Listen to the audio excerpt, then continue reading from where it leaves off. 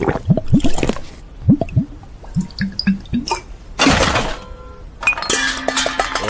not again! What is occurring, everyone? Welcome back to Open Bar 175. It's our last orders at the bar. You know what that means, Muller? Drinking. It's time for hoover up the dregs of everyone's glasses and stagger out into the cold night. But always in the meantime, trigger a memory of when he wanted to get his pint in the, I think it's like the third pub in World's End, and he grabs like 2 unfinished ones. Yeah. Who knows what's in there? There's a great scene from what's it called? Gangs of New York, I think it is, right? Where there's a drinking tavern and stuff, and they've got this barrel called Odds and Sods, and it's literally they just pour in the dregs from everyone's glasses into this, and it's like cut price booze. So it's probably this unholy mixture of, well, everything, spirits, beers, wines, whatever. And you can just turn a tap and put your head under it and just drink it straight from it. It's like, ugh. What's so funny about that is we would be like, oh, it's gross, but like to the average, like a person living in that era who's very poor, that's like, I don't know, that's just worth it, isn't it? It's going to get the job done ultimately, isn't it? So yeah, sometimes it's not a case of doing it. It's not pretty, but it is efficient. So. Anyway, we're a higher class of drinker right here. Of course. What we have, we've got a bunch of super chats to answer. It was a lovely night on Open Bar the other night, and one absolute mad lad sent us in like a $500 super chat. It was insane. I don't think I properly understood it at the time. Maybe I was a little bit drunk myself, but I just remember because he was having a very big ranty super chat when he actually sent it in, and I was focused on that and trying to pick it apart and understand it. I didn't really see the amount, but damn, thank you, sir. You were very generous for that. But anyway, first up, we have got the member super chats that Snex was good enough to send to me. So the first one here is from Kung Fu Hot Dog, who says, Hail Drinker, Project Hail Mary has gotten rave reactions from recent preview screenings. Be encouraged. I am. Pineapples on pizza every time. Yeah, not so much. But yeah, I'm excited for Project Hail Mary. It's only a couple of weeks away, so very much looking forward to it. Hope it lives up to the hype. Yeah. That one guy says, hail to the bar. Thank you. Hail to you. Dutch Gradient says, wait, you said Voyager, but then said good Star Trek. I'm confused now. Look, man, compared to modern Trek, Voyager is a goddamn masterpiece.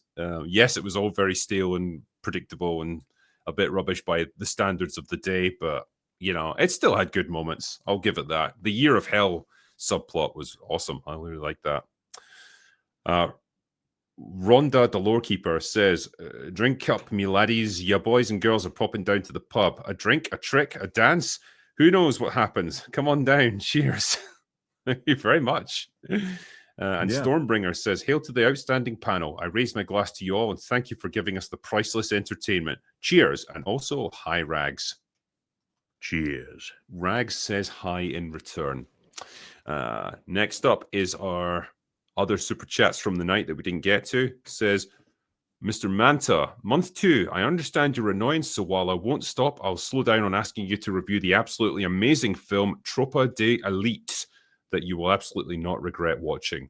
I 100% believe you. You are sounding extremely robotic. I can't actually make it out, and I don't know if that's a concern on my end or yours. Hopefully mine, I guess. Have I been like that the whole time? No, just now. Again, though, I can't know for sure if it's mine or yours. Do I sound okay to you? You sound fine, yeah. Mm-hmm.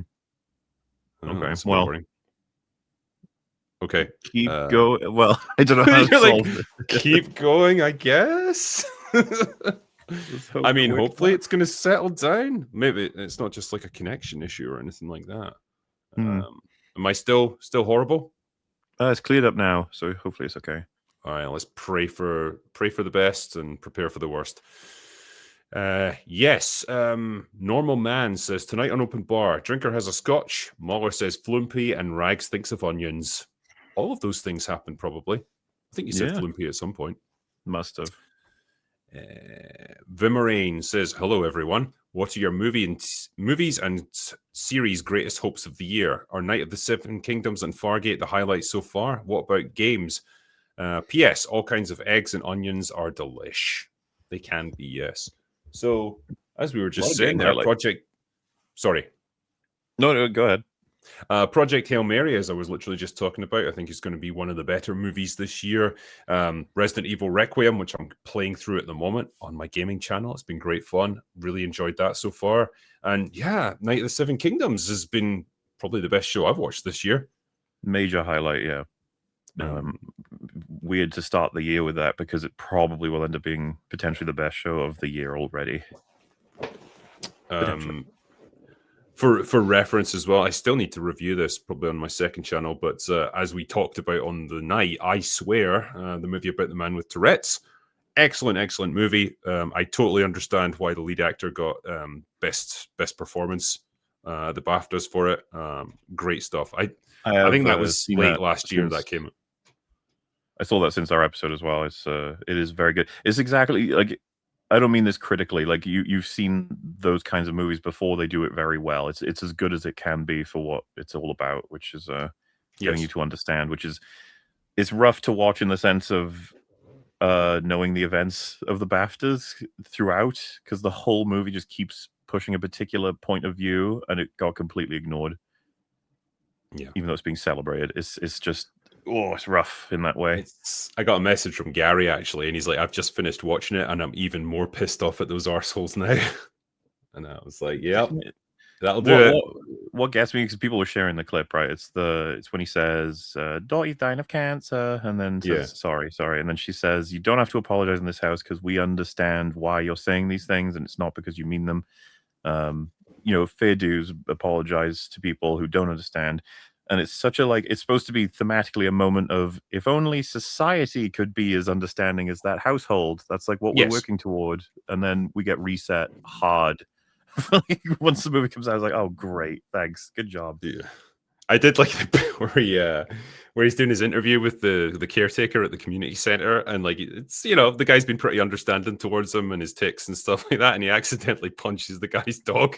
And he's like, "Okay, so fair warning, if you ever do that to my dog again, I'll rip your fucking heart out."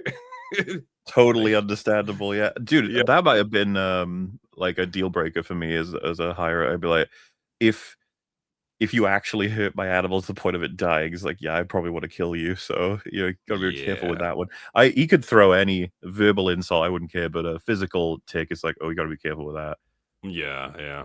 I never would have anticipated that, actually, because I had a surface level understanding of how Tourette's worked before seeing the movie, but I didn't realize that the sort of random punches that can happen from it. I wasn't fully aware it gets that bad. I knew about the, like, sort of shakes, jitters, and movements, but I didn't know about the like punching. Yeah, like he punches the mirror at one point. Mm-hmm.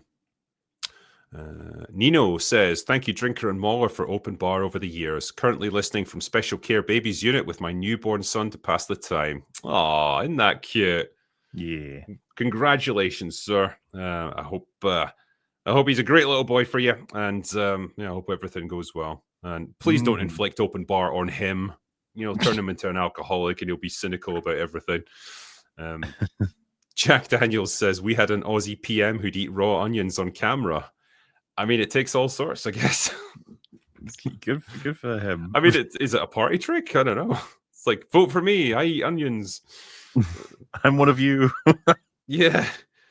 Deval says, "Andor was the only Star Wars project that seemed to have a plan. It also was the only show to take advantage of long format storytelling. It respected the audience's intelligence. Convert cost per minute. Andor was actually very long. The cost of Mando and 3 seasons of Mando is the same. Ahsoka was a nothing burger." All of those things are true. And yeah, man, I don't think we're going to get anything of the same level as Andor in the world of Star Wars for a very long time. Probably ever. No, they're right. The more time goes on, the more you could convince someone that Ahsoka didn't happen. That was just some kind of a trailer, maybe, or a joke someone made. Dream. Like, yeah. I think the thing that sticks with me about those shows, ironically enough, is just how forgettable they are. Like, I genuinely have to dredge up my memories to remember even vaguely what happened in Ahsoka. Same with Obi-Wan Kenobi. Same with Book of Boba Fett. I don't think I could really tell you much about what goes on in that show. It's just got this weird insult for Ahsoka was just so much wasted time there was. And then I saw someone upload a clip of a conversation, like an average one, and they just cut out all the dialogue.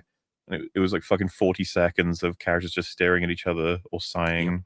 or looking over at something. It's just like, oh, so much time. And it's funny, people were like, there's no reason why you can't have moments like that. It's like, yeah, well, it's not being used like to the benefit with Dave Filoni. It's not happening. That's the thing. Like moments like that, sure, they're definitely useful. You can let a scene breathe, and not everything has to be filled with dialogue. But if you're going to have silence, use it to do something. Use it to tell us something about the character, or move the plot along, or to give us some kind of insight into the environment, something like that. You can't just have someone like walk slowly across the room and expect us to like be gripped by it.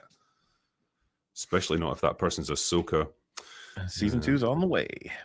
Yeah. Dennis Kiergaard. I finally watched season 2 of Andor. I'm trying to... Sorry, the spelling here is a bit all over the place. I think it's slow, but I like the payoff. It's way better than everything else Star Wars has done. I used to love it, for fuck's sake. Didn't we all? And yes, it's such a weird season because the first arc is not just slow, but kind of stupid in the Rebels thing. And it's like, what a bad way to start the season, because it puts people off. They're just like, nah, I don't really want to see this if this is what the show is. And it's like, I don't even fully blame you, but man, don't miss out on like, the third arc. It's insane. There's so much shit happening in that, and the fourth one to an extent as well. Yeah. The Proctophile says, finally giving us Jason Momoa as Lobo, but in Supergirl is like offering us a bucket of lead paint with extra sprinkles. It's just insulting. Taylor Yazbek says, how is Gunn doing anything different than Snyder? Bad writing, bad universe planning, likes edgy versions of characters, and people like the casting. That's punk rock is the new punk cool is the new wholesome happy punk rock punk. I think it was like a comment on the Knights of the Seven Kingdoms stream we were doing, but on EFAP, it was like something that doesn't get said enough is how what James Gunn was trying to do with Superman, quote unquote, heavy on the trying, feels like it was accomplished with ease with Dunk. Like, yes. Everything everyone's been saying about it culturally, just like he's this breath of fresh air of a friendly, good, kind, caring, honorable man in a world that's so fucking depressing that it makes all the difference. It's like, yeah, that's kind of what I guess James Gunn wanted for Superman, but he doesn't know how to do it. Because he doesn't know how to do sincerity. Ultimately, that's his problem. Doesn't know how to do anything when it comes to Superman, it seems to me. I don't know. You know the scene that, because there's so many scenes in Night of the Seven Kingdoms that I just really loved and appreciated, but one that really stuck out for me is like, when he's trying to find one of those lords who can vouch for him about who his master was and so on, like, because no one can remember him, and like there's basically just two prostitutes hanging out there, and he's like, do you know where this guy is? And he makes a bit of a fool of himself, and they kind of like joke around a bit and laugh at him. And I feel like that's where James Gunn would probably end it. And it's just like, haha, you got made a fool of. But like in that, he just says to them, like, do you have to mock me? And it actually takes the wind right out of their sails. And they're like, oh, yeah, sorry about that. Like, because they can see like he's just a good person and he's just trying to do something right. And that just completely eliminates their joking around with him. And I just thought, isn't that cool? It's such a simple says so much way. So quickly, because they clearly expected him to either counter Bob them or that he's cynically after something because everyone's after something, and then just realizing that he's not and he's completely genuine, and it's like shocking.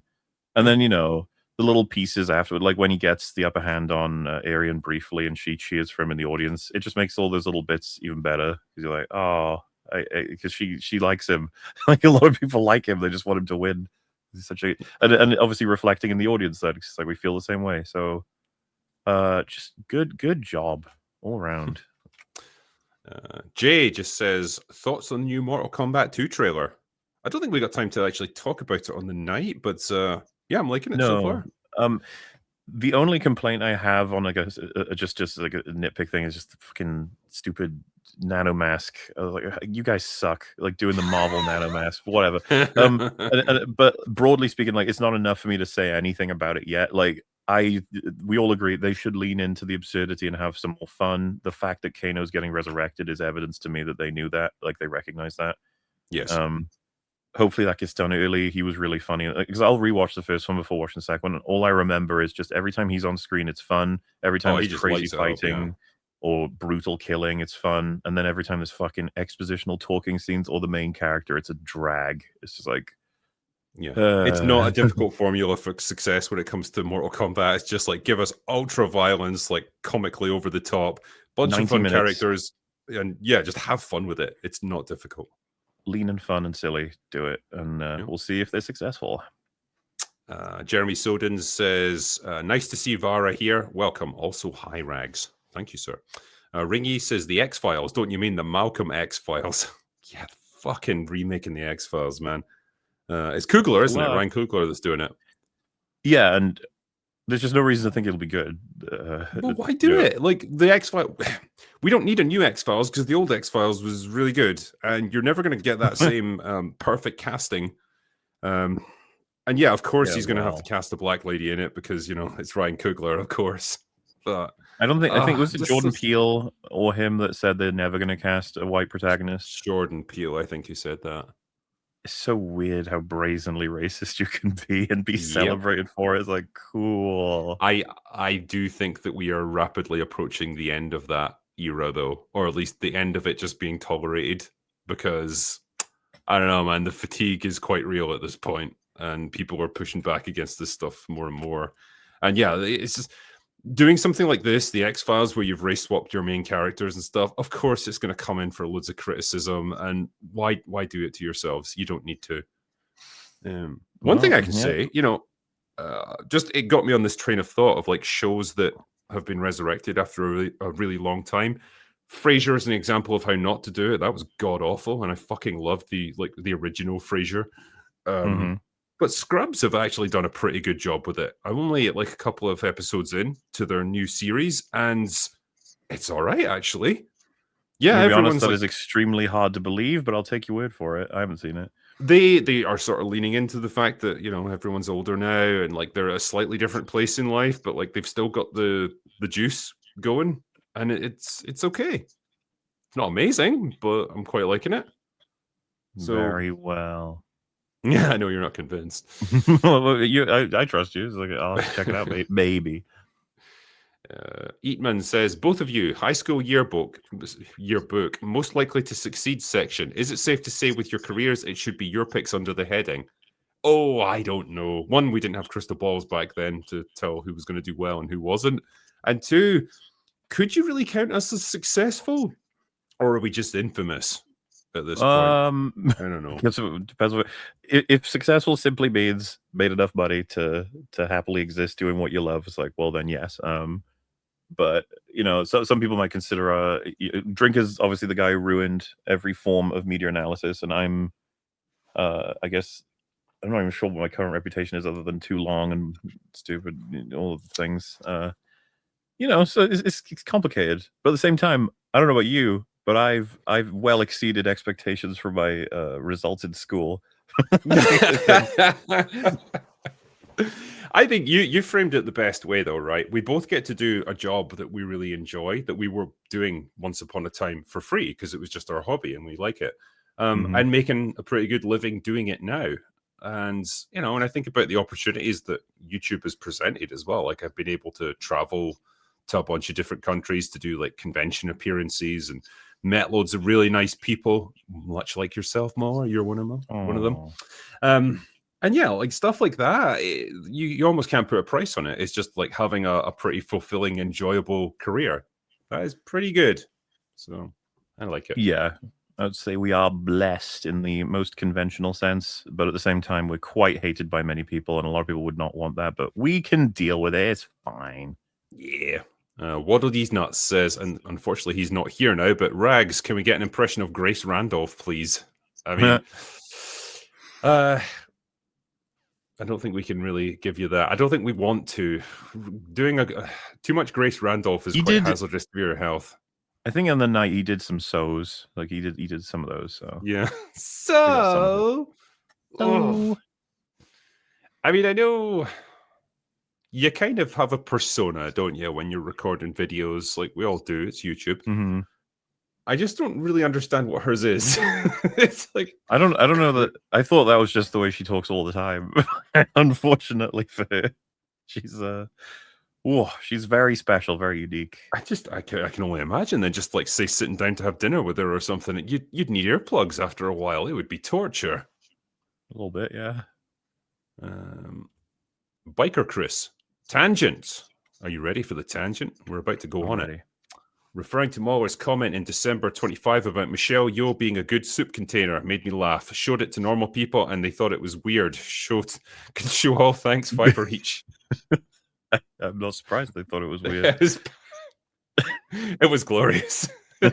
How much soup could I pour into those shoulder blades? I had some kind of like cross wire because I realized I should have said just like if she walked while it was raining, it would act as like a bucket. But the soup's better. The soup's funny, because you can quantify it. Then it's like, well, how many teaspoonfuls of soup can we get in there?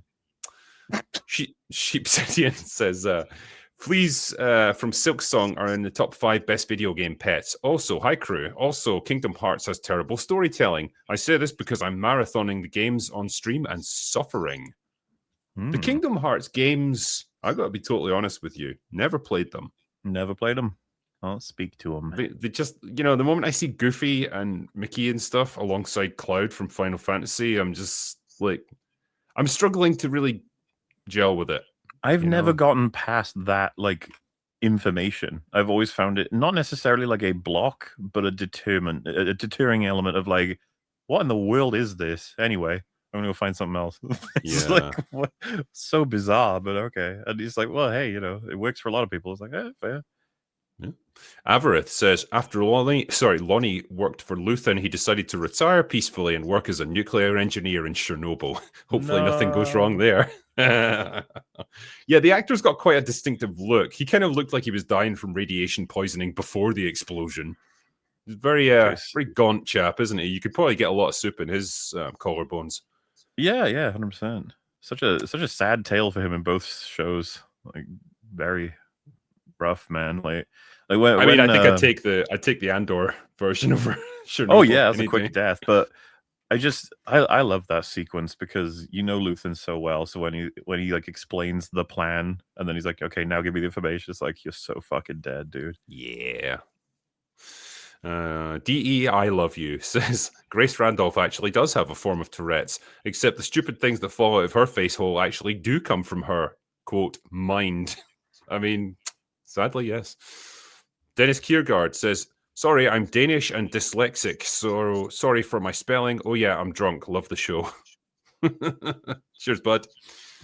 Innovative Nutmeg. I really try not to say anything bad about people I don't personally know, but I'm sorry, Grace Randolph is basically the American Tatiana McGrath. Oh, sorry, Titania McGrath. Yeah, except she's not a parody. That's the sad thing. Damn. The Courier says, hello, everyone. As someone who's writing out a short film, is there any advice that you guys can share? I'm debating if it is something that should be animated or be done in live action. Take care. Ooh, interesting you say that because someone else we haven't, I don't think, talked about is the first look of Kratos in the Amazon show. You've seen that, I assume. I have, yeah. There's a couple of things. Yeah, there's a couple of things wrong. But first thought I have is just like, why the fuck didn't they do this animated? It would have solved all their problems. And it's like, well, they can't because that's not legitimate. It's like, ugh. Have to do live still action. Living in that world, eh? It's so stupid because it means you can get Christopher Judge to do the voice for everything. You can get everything you need. You've got all the assets from the games as well. You're literally just doing that. Copy them over. Yes. But because now it's like, is he big enough? Is his beard right? Is the makeup right? And it's like, why did they choose that pose to show him? And then it's like Atreus. It's like, is he too young? Like, oh god, like, is he gonna be able to do what he needs to do? And then sort of the way the set looks, it's like, oh, how we. And then everyone bringing up, of course, is like, why are we doing Norse first? It's like, because it's really annoying to me. I've seen people say like, there's not enough story in the Greek era, or the Greek era is just him angrily running around killing everyone. It's like, this is adaptation, guys. We can add more scenes where he's talking to people, and there's plenty to work with. Like, chill out. Would you ever be interested in seeing them do like remake the Greek arc, but with the sort of sensibilities and the story writing technique of the Ragnarok era? Short answer is no. Long answer is we're not in the era where they're going to give it justice. I'm sorry, but like the Greek era needs a particular approach. First of all, I don't even think I was under the impression that we respected both eras for what they did and how they did it, but now it feels like if they remake it and change the combat system, it's like, so you just think that the combat system in the old ones is just antiquated instead of different, which is a little bit of a shame because God of War 3 is extremely fun to play. On that front, they're also just going to dial down everything. The sexual aspect of the whole games is not going to be in there, probably. Not going to be allowed. And the second they make decisions like that, it's like, congratulations. Instead of just porting the remasters that existed, I think on, I want to say PS3, I think that was the last time they did that. You could have just ported them to PS5 and released it and made loads of money. Now you're remaking them, which costs way more money, to a fan base that is going to be insulted for every little thing you remove, by the way. Me included. I know those games back to front. So if playing them, I'm just like, you shouldn't have done that, shouldn't have done that. Now, in the perfect world, remaking them, you can tighten the story, you can change a few things, and you can make if you'll know this if you play the originals. God of War 1's mechanics, this things to be desired. It's a bit clunky. 2 fixes it up quite significantly, and then 3 is my favorite mechanically. The story doesn't flow perfectly between the 3 of them because the first one, if you remember, was created as like a one and done. It's like, the story's over. The second one does what it can to be like, it's not quite over, we got some other things we want to do, and then reopens it into the main thing. So it's like, you can work with it, but I just don't buy that they'll be fixing all this stuff. And isn't that insane to remake 3 video games in one? Like guys, don't you want to be working on God of War Egypt or whatever the fuck? Like, what are you doing? So this whole thing seems like a very ill-advised pathway, but I'll check it out when they get around to it. The fact that it's been this long since anything new, and the best we've got is TC Carson saying it will exist. It's like, okay, it's not reassuring, guys. Yeah. Axel Foley says, John did nothing wrong. I stand with John Davidson. Quite right. TJ Jordan says, I don't want Grace Randolph to change. Someone needs to be a cautionary tale to the younger generations of what happens when you go full retard. Yes. Don't you feel like we've got too many cautionary tales? It's like they're everywhere. I think people would be more cautious by this point. OMG Puppies says, what makes a movie woke? For example, My Beautiful Laundrette has themes of sexuality, race, politics, but it doesn't feel woke. Maybe because it wasn't hateful, preachy, and condescending. Well, I think you've probably answered your own question there. It's the intent behind it. You can 100% explore any kind of political perspectives in your movies if you really want to. You can have any mix of characters, whatever it is, as long as the intent behind it is to tell an honest story without just grinding a political axe. I think is probably your definition there, particularly once identity politics creeps into it. Once you understand like the hierarchy of like oppression and so on, and which groups have to be elevated over which others, because those are just the rules of quote unquote woke writing. It completely destroys your immersion in the story because you just know it's a series of rules dictating how everything has to happen, and it's not fun in the slightest. So that's generally my benchmark for what makes woke writing. Sorry if that came through. I was called by somebody. It was a ringtone. I muted, but that's okay. I was just giving my breakdown there of like what makes a film woke versus not woke versus I see. Just pushing some interesting ideas or exploring interesting ideas rather than preaching to the audience. So Ian So Forth says, if I had Tourette's, I'd shout out, James Gunn has a masterful handle on comedic timing. Indeed, he does not.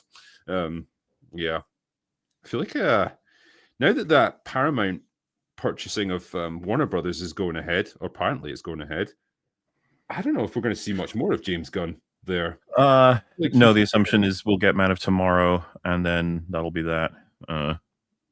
What a legacy, man. It's going to go down as like the biggest wet fart of all time because they hyped the shit out of this. Like, God damn, James Gunn's in charge of DC. He's going to turn things around. It's like, something will annoy me is the assumption of like he was booted out by new management and he was doing amazingly, as opposed to no, he wasn't, and it's an intelligent decision to get him out. As far as I'm concerned, all these wacky decisions. You need a suit to come in and be like, "What the fuck are you doing?" Like, that's slightly pulled up as the Marvel equivalent. I'm sorry, man. Like, as even the most diehard fan of any of this shit. I'd be like, what are you doing? And it'd be like, don't worry, I'm going to make it really good. It's like, I don't really care how good you're going to make this. Like, this is so stupid. And I don't know. You got to pay the piper eventually. How long has he had control over DC now? When did it start? 3 years has it been? And we've got what to show for it? 2 seasons of a show that everyone's already forgotten, and Superman.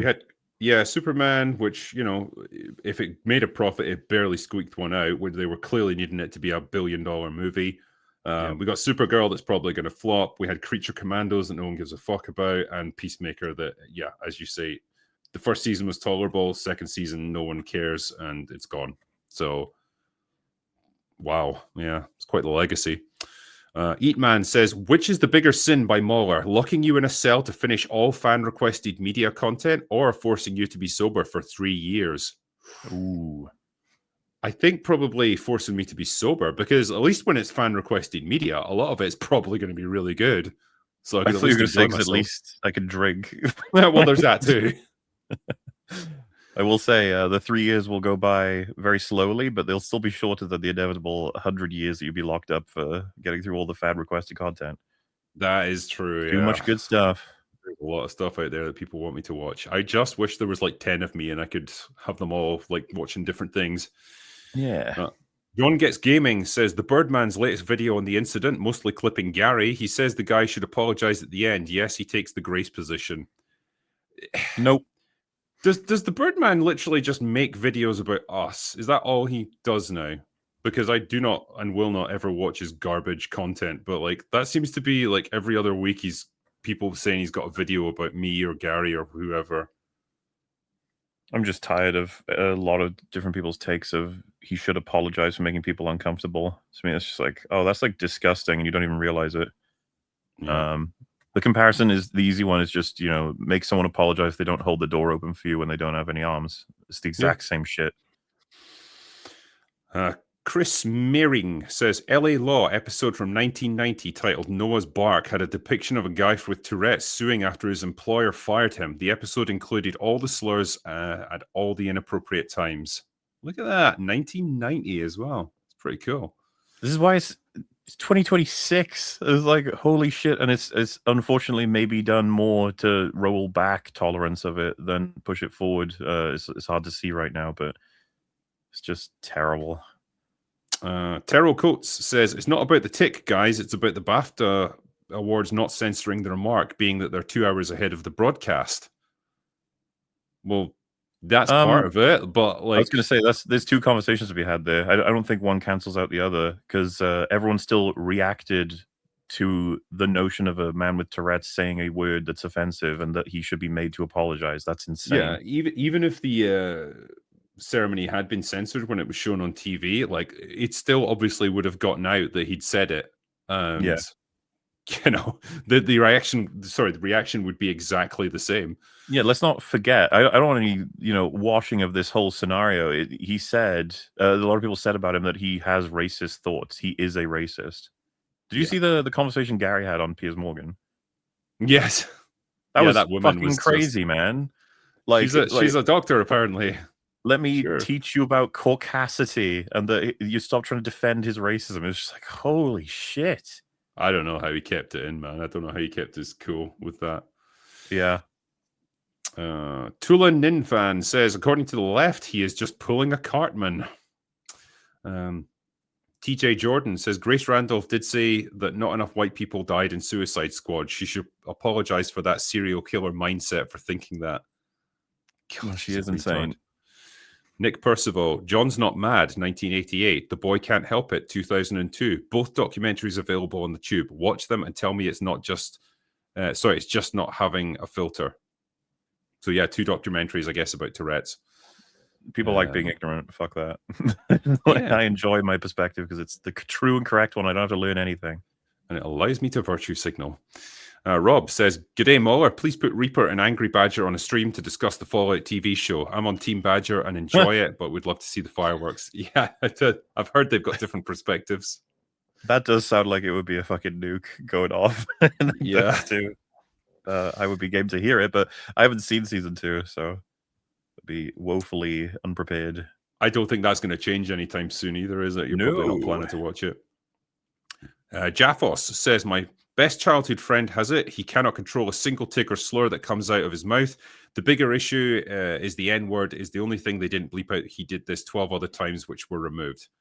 Yeah, I mean, it is kind of interesting, and I had heard that he'd said a bunch of other things, obviously, and they were generally removed from broadcast, but they allowed that one to stay in. I do think it was irresponsible on the part of like the BBC who showed it. I mean, sure. There's another conversation I feel like people aren't having though. In a perfect society, we wouldn't need to block out what he's saying, right? As in, everyone understands he is there, and you wouldn't mute. You understand? It's like a kicking the can down the road of muting anything he says when we're supposed to be understanding if anything he says is not what you think it is.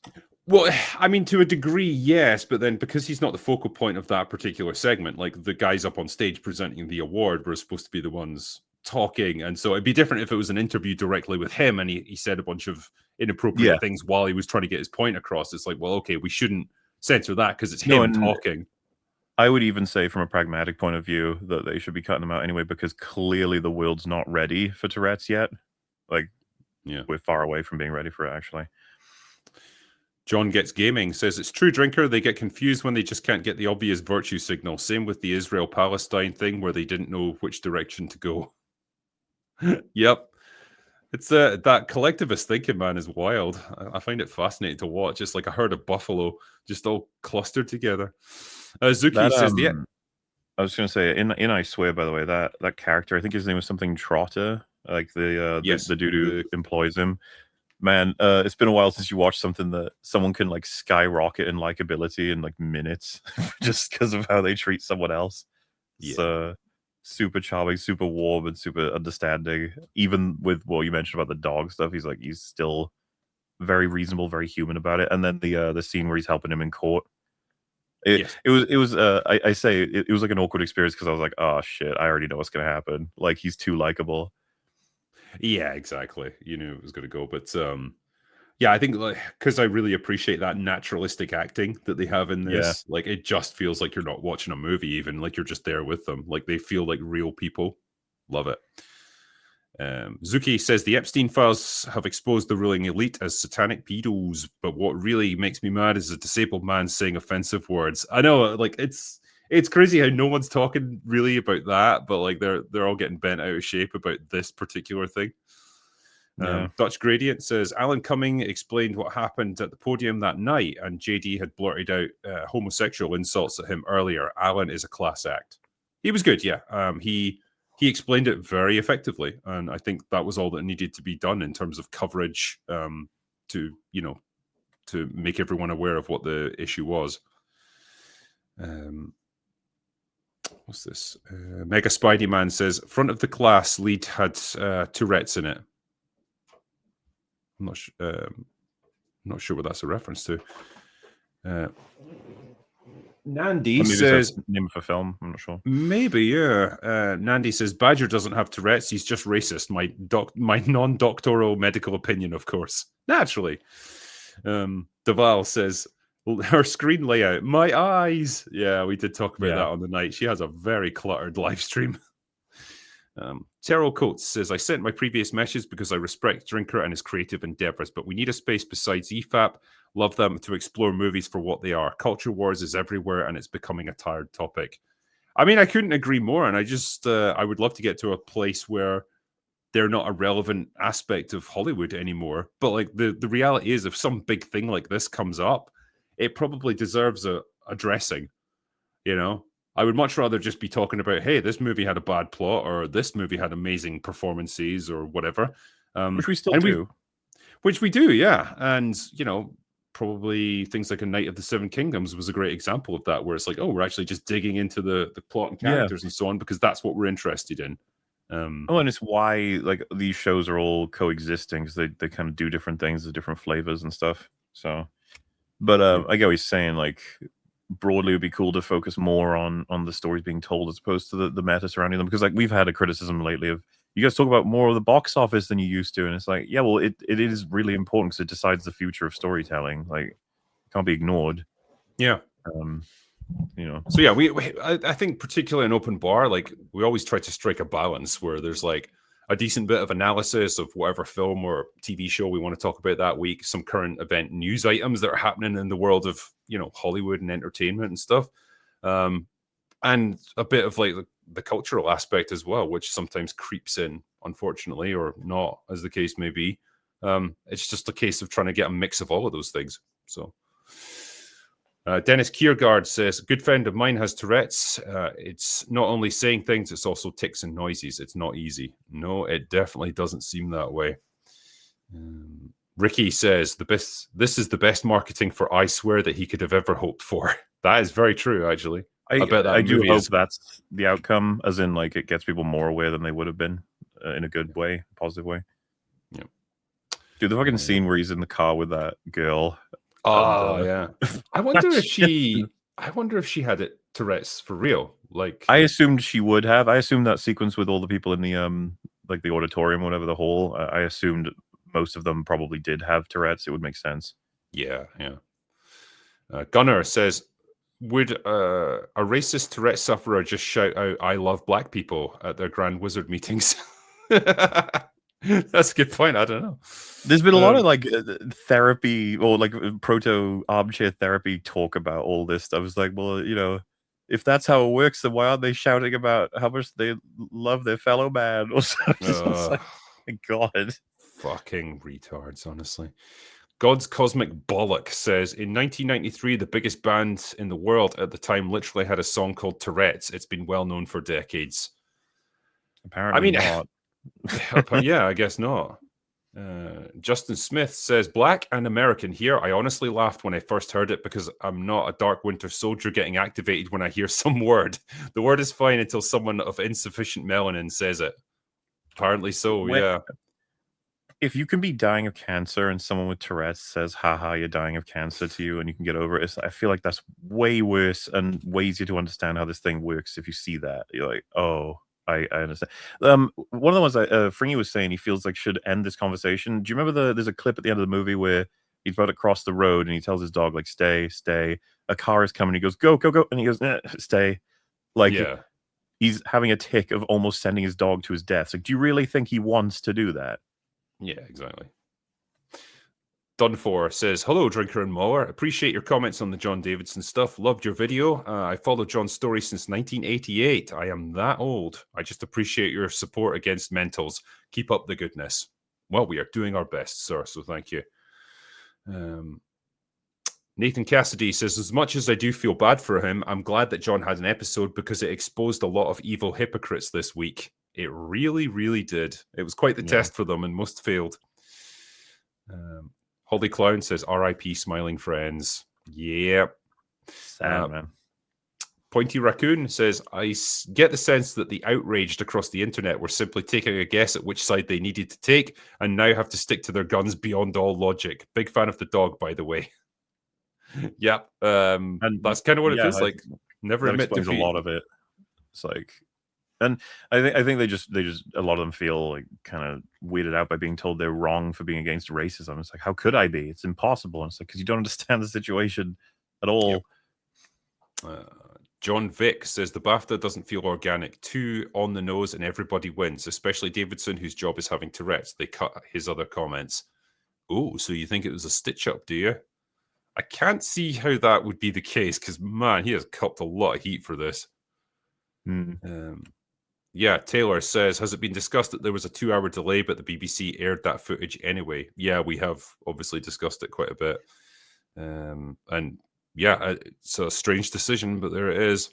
If it was as simple as someone missed it, that person's probably been fired by now. Yeah. Fine Toxicity says, Tarantino writes and directs a film containing the line, dead N-word storage. Also Tarantino casts himself to say the line. Didn't Scorsese do the same thing in Taxi Driver? Yeah, I mean, did Tarantino for a long time almost get like a free pass to say it because it's like he's been so involved with films that have made use of this for various reasons. It's like he almost got away with it. I don't know. I feel like he never really copped any heat for doing stuff like that. I you hate to say it, but it just seems to be true. It seems like culturally everything was more lax, late 90s, early 2000s, and then it started to pick back up as being absolutely Voldemort levels of if you say this, it destroys the world. Yeah. It's like, I don't know what the fuck's going on there. And it's like, well, yeah, just so if he was to release Pulp Fiction today, it would probably go over really fucking bad. Yeah. Well, Django Unchained as well. I mean, Jesus. Yeah. Jason Webster says Grace Randolph's BAFTA reaction stream was classic case of verbal diarrhea. It's almost fascinating to watch. As could not pronounce my name says, in an odd political move after his comments this week, Gavin Newsom has released a photograph of him drinking grape drink and eating fried chicken. What? Okay. I think they're talking about that clip where he said something like, he talks about how he had like low scores in school as a way to appeal to the audience. Oh, no, he didn't, did he? I saw the clip and even I was like, what did you say? See, I'm stupid like you. It just feels like it's a really well written line in a comedy movie. Yeah. Yes, but that's not what we're supposed to be doing. Chase the Normie says, I wish Chappelle was the one presenting the award. He would have been poignant and made everyone laugh. Take life a bit less seriously and give grace. Good. You're here. I hope this helps. Says, hey, drinker, I have Tourette's syndrome. My tics are weird facial movements and humming. My friends used to tell me I had the lame version of Tourette's because I didn't yell out profanity during class. I don't know if I should say I'm sorry about that, or like maybe you've dodged a bullet there because you've avoided a lot of embarrassing situations. I don't know. Hopefully all said in good fun, because it does, just create scenarios of misunderstanding constantly. So, but hey, you know what? It's all good knowledge for everyone to have, all of this. Yes. And that's what's coming as a result of all this. So maybe it was ultimately a good thing. I don't know. Maybe it's a learning experience one day. Dave T. Warrior says, unrelated, but I saw the TNG Inner Light clips in a recent video. The weight of Picard waking up after having lived an entire life in his head in a matter of minutes comes through. The good old days. Yeah, when Star Trek was actually good. Great episode. Party Elm CV says, oh no, Shia fell off the wagon. He's been to rehab. He's going to be in rehab for his whole life. As could not pronounce my name says, Shia and Robert Downey Jr.'s paths as actors kind of mirror each other. Fathers pushed them into acting, the manic phase. Hopefully Shia pulls it around as well, but time will tell.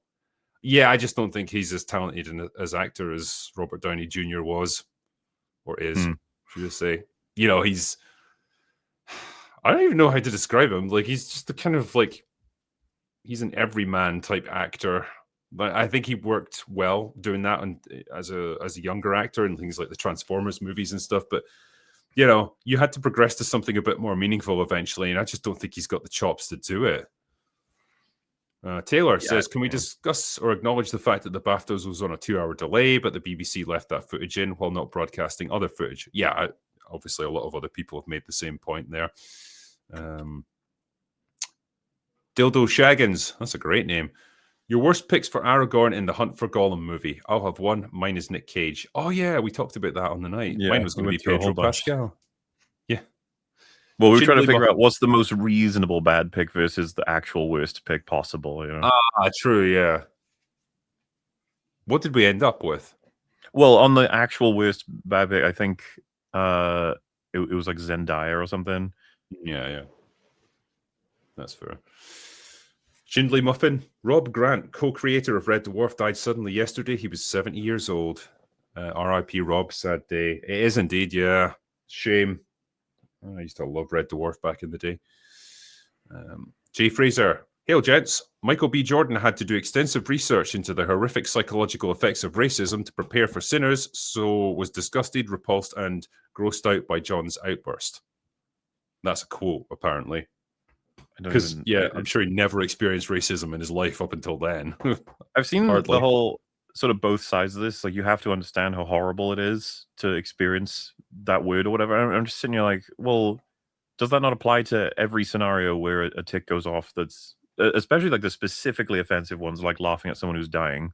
Yeah. Surely, but the whole idea is that you're supposed to get past all of it because it's not been delivered in that sense. But if we keep saying that it is, then it just retracts all progress on understanding Tourette's. So I don't, I just don't get it. Johnny says there's a rumor going around that Bella Ramsey is going to be cast as Rogue in the MCU's X-Men. Oh joy. They'll never do that. That's just a bullshit rumor, I think. Yeah, I doubt that. I don't think you're going to see her in many high-profile shows after Last of Us is finished.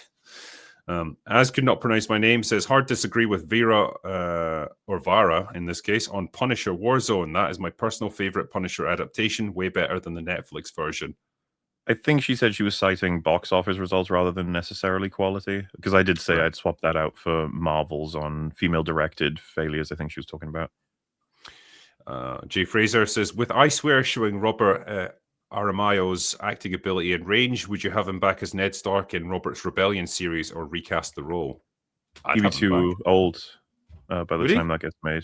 Yeah, well, Robert and Ned, like some people have suggested certain actors that are just like, guys, I don't think you realize like they're going to be beyond capability of doing it at that point. Especially if so, when are we expecting this would be reasonably made? If it was like today, maybe. It could work because he can pull off looking pretty young. They put him they through, did like, it obviously for the movie. Yeah, they aged him down a bit. So I expect by the time we reasonably will get Robert's Rebellion made, he's going to be too old. Shame, but I'm of the opinion try and get a whole bunch of unproven actors that are really fucking good in auditions. For the whole set. It's kind of what Game of Thrones did. Obviously not everyone, but still. Yeah, I mean, you're going to need a fucking colossal man to play Robert, because isn't Robert Baratheon supposed to be like an absolute powerhouse? He's like the thing that everyone wants to see Robert's Rebellion for, because everyone talks about how much of a fucking legend he was, like, and strong, powerful, led the whole rebellion. It's like, you need to come through on that if you're going to make that show, I think that's maybe what they got a bit of stick for with the actor. I can't remember his name, but they was playing Robert in the season 1 of Game of Thrones. That Mark Adam? Yeah, like, because obviously he's older and he's meant to have let himself go, but it's like he never really looked like he was ever big and strong. You know what I mean? I get what you're saying. I'd be curious what Ryan and Gary would say about this, but I don't know. I thought his casting was perfect. I totally bought into him being like an older aged and worn down, fat, useless Robert versus the classic. Mainly, it's the way he delivers lines. It's like, I can kind of hear the strong guy, the young strong guy, is trapped in this fat man body that's just been wasted away. Flesh prison used to call I mean, there's so many lines that are stuck in my head, right? Of just like all the shit he gives to Lancel Lannister, where he's like making fun of him all the time for being so shit, or the breastplate stretcher because his armor doesn't fit anymore. All that shit. He's just fun. There was a good meme I saw of him, and it was like when you see like old posts that you're out after midnight, and it's like just him going, "Gods, I was strong back then." bow your shits. As could not pronounce my name says something that would affect us, those of us in the UK. The government is looking to bring streaming services under Ofcom, as well as applying age verification under the Digital Safety Act. Yeah, I'm sure that's just to protect minors, and it's not like so that they can know exactly who's saying what online. Do you know that Discord are rolling in like ID shit, and they've delayed it now because they've said we had immense backlash, and it's like, yeah, no shock there. Yeah, keep backlashing. Fucking hate that stuff. Sean and Laura Kavanagh says, I offered my 13-year-old daughter with Tourette's homeschooling. She said, no thanks. If I can't handle bullies, I can't handle life. Fuck, I love that kid. That is pretty neat, man. That's a good attitude to have. Daily Dose, Mauler, why did you watch Whistle? I saw it because of Hot Daphne. Thoughts on the Revenger and the old lady climbing on walls like Spider-Man? Hi, Rags. I watched Whistle because my mom wanted to go see a movie. And I was just like, there's nothing that I really want to see right now. I even told her, I was like, I'll see Project Hail Mary when it's out. She was like, no, I want to see something now. And I was like, I mean, there's a horror movie called Whistle. Like, we could go see that. Nick Frost is in it. It was bad. I don't recommend it, and it's clear that the people who made it didn't recommend it either. Jason Hughes says, I think Hollywood will use BBC controversy as a rallying cry to try to put Sinners ahead of One Battle in the final Oscar voting.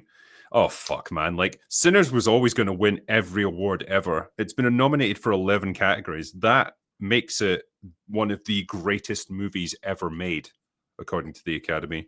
Do you think, Mueller, that Sinners is one of the greatest movies ever made by humanity? I can't remember. What did you say about it? Because all I remember, Fringy put me off it, and several other people's assessments of it. I was like, I just don't need to see it. Then it didn't sound worthwhile, so I haven't seen it yet. All right. I mean, my take on it was I liked it overall. Like, I'm not going to put it up in the same category as like what Return of the King, which got the same number of nominations. It is for all the bells and whistles, right? It is basically From Dusk Till Dawn, but with blues music. You know, it's even got two brothers as the leads who've got criminal pasts. You know, so there's a lot of that element to it. It's very well directed. Michael B. Jordan is superb in it. Like the acting is generally really good, but like story wise and stuff, it's nothing revolutionary. It's getting all the awards for the same reason that Black Panther got praised to the moon and back. You know exactly Black why. Panther was shit. So yeah, I mean, this has at least got some merit behind it, but it's not. It's been gassed up way too much to the point where I think it'll actually put people off it.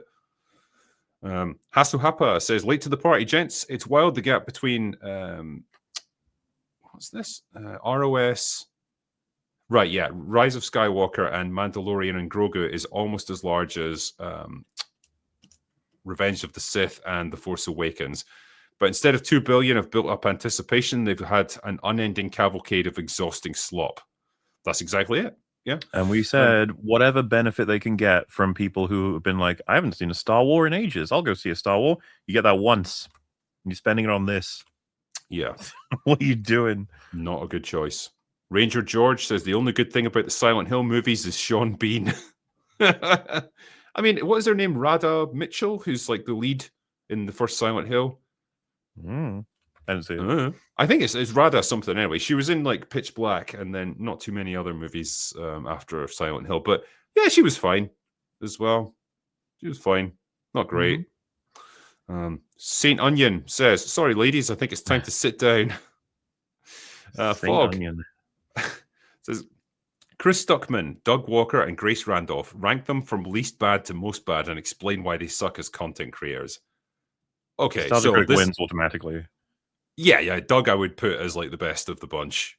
He's a bit of a goofball, but like I think he's an okay guy. Done analysis. He can say things that are insightful. He tries to tell some jokes that are more, dare I say, like family friendly. He's trying to generate like he's considered himself a human that apes sort of animated shows for family friendly stuff. He's just trying. Yeah, and it's like from his perspective, it's still like 2008 on YouTube, and that's fine. Yeah. I mean, this is a nice little time capsule. Yeah, the real contenders then are going to be Stuckman and Grace Randolph. I don't know, because Grace is borderline insane, and this stuff just with the Tourette's and stuff really exposed quite an unpleasant side to her. But this is a fight between like awful and apathy, which is worse. You know, as far as I know, she's not shilled any like payday loan apps or predatory gambling things. So I don't know. It might actually make him worse. I ain't gonna push back on that. It's like that's fair. All right, let's put them then. Doug's on top. Grace is like in the middle or pretty near the bottom, and then Chris Stuckman's the worst of the bunch. Saint Onion says Leon is back. Yes, he is in video game form. No, I haven't played. He hasn't been a huge presence in the game so far, but I'm only like 5 hours in, so I've heard the first half of the game is weighted in favor of the other character, while Leon is weighted in favor in the second half. Makes sense. It's probably going to be much more action oriented. Hill of Dirt says Netflix declined to raise the bid for Warner. Yeah, we know. Yep. Evil Black Cat, BAFTA, let's spread understanding and patience for Thing and award this triumph. Also BAFTA, Jesus Christ, he did the thing, burn the heretic. Pretty much. You have this moment of like, if we asked everyone in the audience what is Tourette, how many of them could answer the question? Which is it's like really sobering, I guess, in terms of like, God, you're all liars. Like, why are you even here? Yeah. DB says one for the Urban Dictionary, graced hard. That's a pretty good one, actually. It's a whole different category of retard. Hill of Dirt, Warner Brothers just said Paramount has the superior offer and Netflix declined to raise theirs. Yeah, it's just a case of whether it gets through all the regulatory hurdles.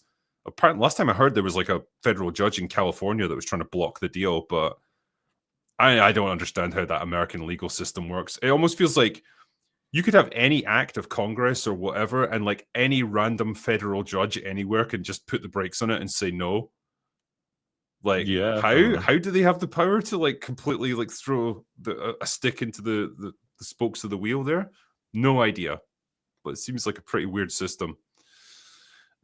Yeah, Big G Man also saying Netflix has officially dropped out of the bidding war for Warner Brothers Discovery. Paramount is now the winner. I mean, I got my issues with Paramount, man, but I have to say overall, this is probably for the best. I mean, can you imagine what Netflix would have done? I think it's just bad news anyway, right? Like, no matter what. Possibly. I mean, mergers generally don't go so well. Jonathan Lampkin says, bro for life missed a lot of onions, come up with Rex. Ian so forth. I'm also a Scotsman who will be enjoying the MegaCon sunshine. Let us drink Buckfast and wrestle without shirts. You're on, sir. Consider it done. Mega Spidey Man says, favorite animated Disney men and why? I don't think you answered on the bar. No, because we had favorite animated female characters last time. Favorite animated men from Disney? Oh, yeah. Didn't I say like Gaston from Beauty and the Beast? Because I like his style. Yeah, sure. I mean, it's just the list for me is just going to be all my favorite male characters, I guess. I don't really know how to distinguish it otherwise. Are they in Disney animated movies? Well, does that include? I think I asked at the time. Does that include Pixar? No, because I feel unhappy about that. So aggressive. But well, does that include? I assume the answer is yes, but like animals as well, because obviously I'm just gonna opt for Lion King and then probably mention some of the characters from that. That's fair. I'll let that go. Super Suit says, listening to EFAP's breakdown of The Thing whilst at work the other day, what a great movie. Glad to see it has the status of being legendary compared to its original reception. Never knew that Mel Gibson starred in it. Thanks, Rags. Lyman de Coconut says, Spider-Man is all about being isolated and misunderstood. That precludes having other heroes or outside help. Everything has to work against him. Yeah, I mean, I think as far as I know that's kind of the essence of the character, like that conflict between being a superhero and what he has to sacrifice in order to be able to do it. You know, people not understanding what he does, losing friends, losing loved ones, and so on. It's a good dynamic. And Garrett Buckhart says, do you like For All Mankind? No, I mean, Robert Meyer Burnett raves about that show. I've never really watched it, so I don't know. I mean, the premise looks good. Looks like it's got good production values behind it. Beyond that, I don't know enough about it to comment, I'm afraid. Neither do I. Well, on that bombshell, that is us at the end of our super chats. So we're going to finish up there and sign off. It's been an absolute pleasure as always, Mauler. It's been a pleasure answering your super chats as well. So thank you. And you will catch us again. You'll see us again on Open Bar in a few days. But for now, that's all we got for today. So go away now. Bye.